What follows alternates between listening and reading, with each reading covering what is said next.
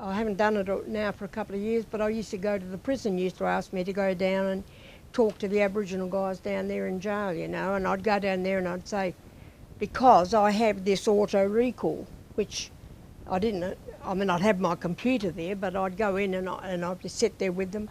They'd all be seated down there in their seats, and I'd be up here with the you know, the recorder.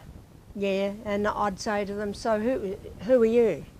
And they'd tell me, and I'd be able to say to them, did you know that your great-great-grandfather or mother, whoever they were, you know, this is their names, this is, you know, and they did this and this, they did that. And they would just be there with their mouth hanging open, you know, and they just, it just was amazing, you know, what it did.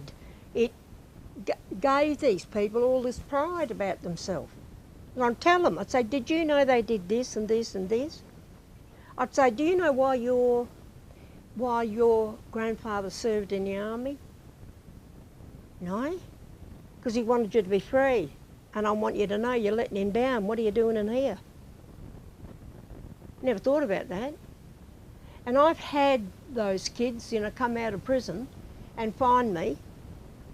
I'd tell them, say, I only have to ask some of the Noongars in Northam, they'll tell you where, they'll always know where I am. And they did.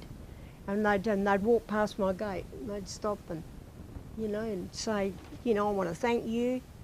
I've had men come up to me on the street, isn't that wonderful? They've grown up now.